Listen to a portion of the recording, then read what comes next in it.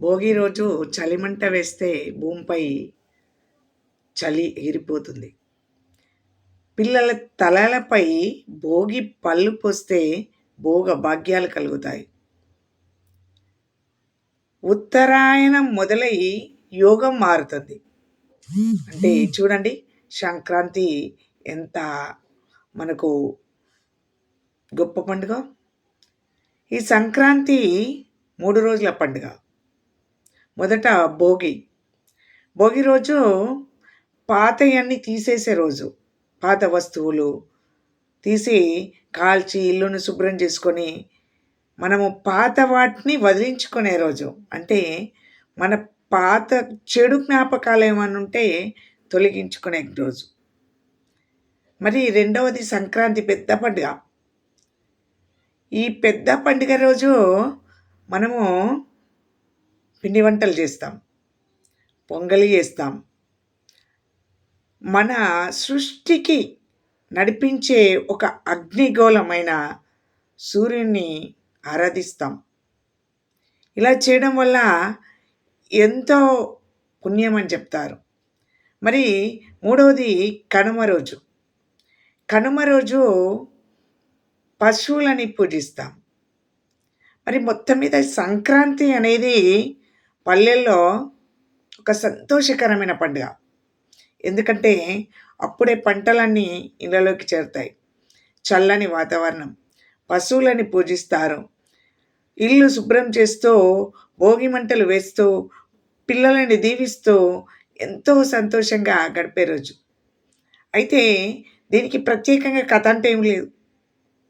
ఇంకా సంతోషంగా పిండి వంటలు చేసుకొని, పిల్ల పాపలతో కొత్త బట్టలు వేసుకొని ఆనందంగా గడిపే పండుగ సంక్రాంతి పండుగ.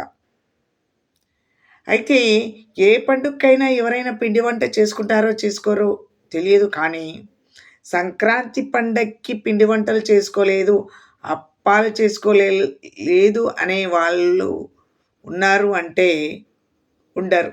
అది అతిశయోక్తి కానే కాదు. అందరూ చేసుకుంటారు, అందరు పిండి వంటలతో ఉంటారు, అందరు పిల్లల పాపలతో ఎంజాయ్ చేస్తారు, అందరి ఇళ్ళకి వంటలు వస్తాయి, సంతోషం వస్తుంది. మరి ఇంత చక్కగా సంతోషం తెచ్చుకునే ఈ సంక్రాంతి పండుగను మనం ఎలా గడుపుకుందాం అంటే, గాలిపటాలు ఎగరేస్తాం. ఆ గాలిపటం ఎంతో పైకి వెళ్ళిపోతుంది. అది చూస్తుంటే మనలో ఎంతో సంతోషం కలుగుతుంది. కానీ అప్పుడప్పుడు భయం కూడా కలుగుతుంది. నా గాలిపటం ఏమైనా తెగిపోతుందా అని. సరే, తెగిపోయిందనుకో, గాలిపటం ఒకేసారి తెగిపోగానే రయ్యమని వచ్చేస్తూ అప్పుడప్పుడు దేనికో తట్టుకొని ఆగుతుంది. ఆగిన తర్వాత నువ్వు దొరకపడతావు, అంతే విధంగా ఇంకో దారం మూడేస్తావు, మళ్ళీ లేపేస్తావు. అంటే మనకు కూడా అది ఎంత పెద్ద సమస్య వచ్చినా ఆ రయ్యమంటూ డైరెక్ట్గా కింద పడిపోం, ఏదో రకాన్ని తాకి మళ్ళీ ఎగురుతాం అనే ఒకే ఒక ఆత్మవిశ్వాసంతో మనం ఈ సంక్రాంతిని ఉదాహరణకు తీసుకుంటే ఈజీగా వెళ్ళిపోవచ్చు. అయితే ఈ గాలిపటాల ఆటలో అప్పుడప్పుడు పక్కవాడి గాలిపటము ఎగిరేయాలనే ఆతృతలతో, నేను మిన్న కావాలనే ఆశతో నీ గాలిపటాన్ని కట్ చేస్తాడు.